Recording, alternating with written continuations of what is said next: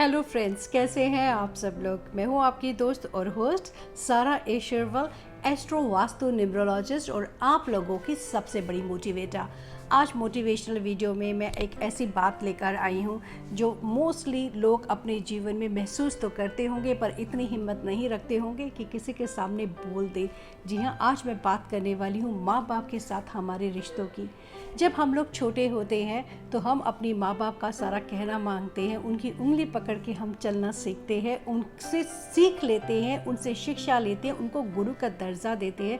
जो वो हमें कहते हैं हम मानते हैं, पत्थर की लकीर समझते हैं। लेकिन जैसे जैसे उम्र बढ़ती है वही सारी जो चीज़ें वो हमें सिखाई होती हैं या वही लोग जब हमारे को और शिक्षा देने की कोशिश करते हैं या बताते हैं हमारे भले के लिए, तो वो हमारे को जचता नहीं है। हमें लगता है कि ये हमें ऐसे क्यों बोल रहे हैं, why they are interfering in our life. अब हम बड़े हो चुके हैं, हम अपने फैसले खुद ले सकते हैं, ये हमें क्यों बोलते हैं। और देखिए, रहे तो वही पेरेंट्स, वही उनका एटीट्यूड है बच्चों को प्रोटेक्ट करके रखना, लेकिन वही भूल जाते हैं हमारे भोले पेरेंट्स कि अब बच्चे बड़े हो चुके हैं, अब इतनी ओवर प्रोटेक्शन करेंगे तो वो चले जाएंगे हमारी ज़िंदगी से। और जब वो चले जाते हैं उस फ्रीडम की खोज में जो उन्हें घर में नहीं मिल पाता, तो फिर पेरेंट्स कहते हैं हमारे बच्चे तो हमें छोड़कर चले गए, ना जाने हमें कौन सी कमी रह गई थी।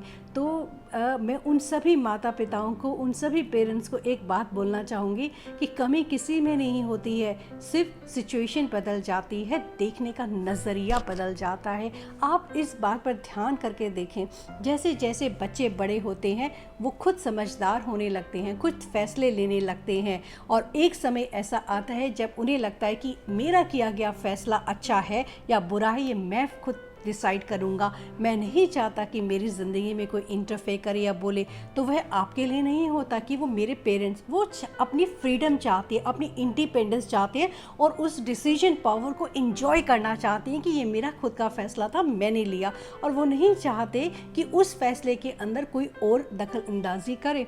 तो ऐसे में हो जाते हैं कन्फ्लिक्ट्स। ना तो माँ बाप बुरे होते हैं ना बच्चे बुरे होते हैं, देखने का नज़रिया बस बदल जाता है, क्योंकि हमारे parents as usual over protected हो जाते हैं हर चीज़ को लेकर। उन्हें लगता है यार बेटा कोई गलती ना कर दे, तो हमेशा से हमारी आदत होती है बेटा ऐसे नहीं ऐसे करो, बिटिया ऐसे कपड़े नहीं वैसे कपड़े पहनो, बेटे तुम ये वाली जॉब ज्वाइन करो, तुम ऐसा वाला कोर्स कर लो, तुम इसके घर चले जाओ, इससे मिलो, इस दोस्त से मत मिलो। तो इस तरह से हमारी जो आदत हो जाती है वो एक कॉन्टिन्यूशन में चलती है अपने बच्चों को प्रोटेक्ट करने की वजह से, तभी हम उनको टोकते रहते हैं। और जैसे जैसे बच्चे बड़े होते हैं उन्हें वो टोकना पसंद नहीं आता है, इसलिए बच्चे अपनी फ्रीडम ढूंढने के लिए माँ बाप को छोड़ के बाहर चले जाते हैं, क्योंकि वो घर में घुटन महसूस करते हैं।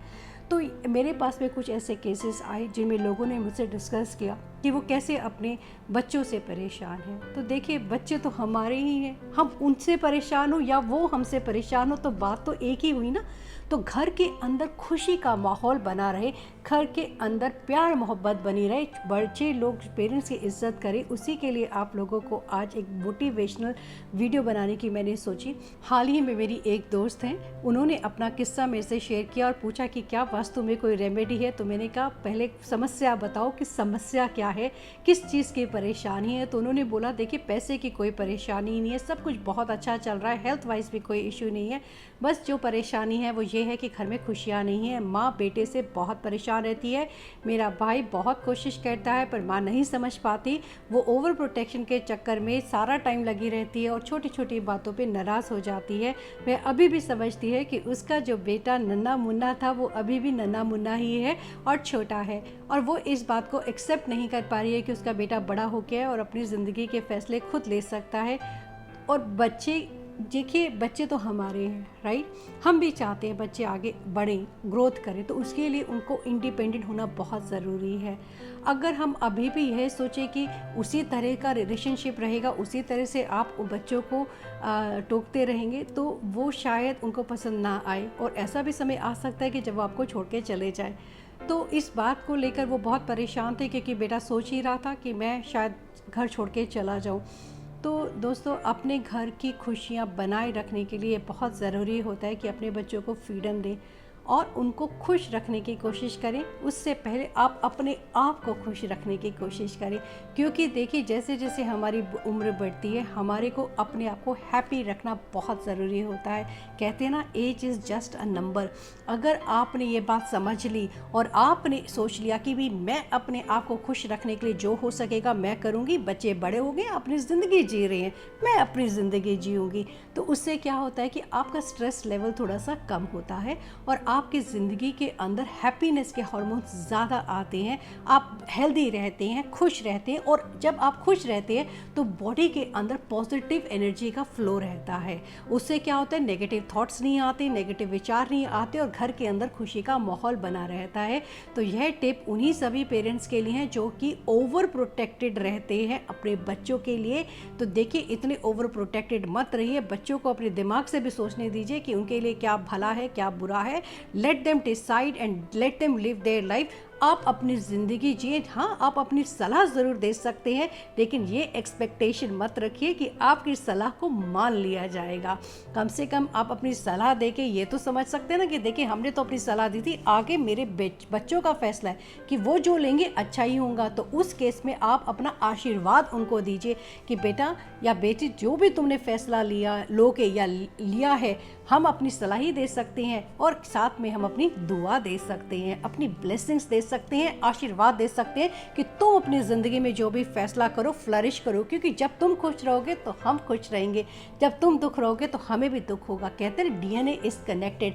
ये हमारे पेरेंट्स ही तो हैं जिनसे हमें ये डीएनए मिलता है। तो इसीलिए बहुत इंपॉर्टेंट है कि एक दूसरे की इज्जत करना, रिस्पेक्ट करना और एक दूसरे को खुश रखना।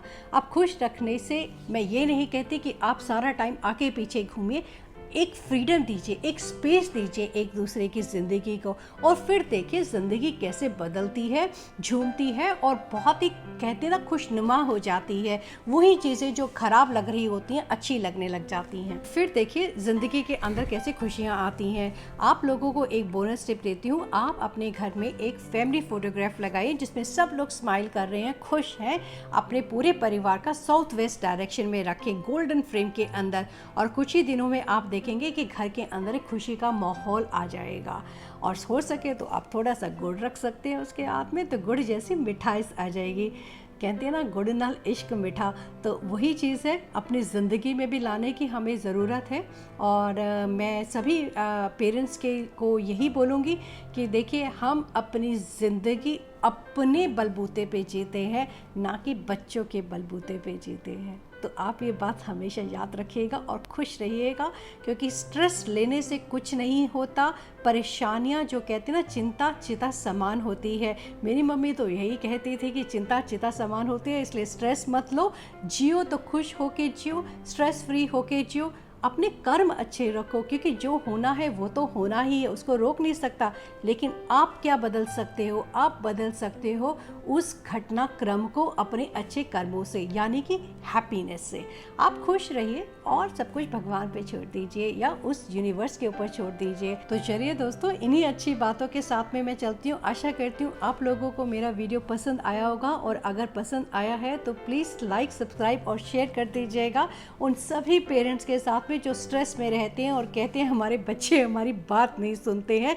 प्लीज़ ये बहुत हेल्पफुल वीडियो रहेगा, क्योंकि आजकल के टाइम में इतनी छोटी सी भी अगर एक मोटिवेशन मिल जाती है तो वो मिरेकल की तरह काम करती है। मेरा तो ऐसा ही मानना है, और इसी विश्वास के साथ में मैं ये वीडियोस बनाती हूँ आप सब लोगों की हैप्पीनेस के लिए। तो चलिए अब मैं चलती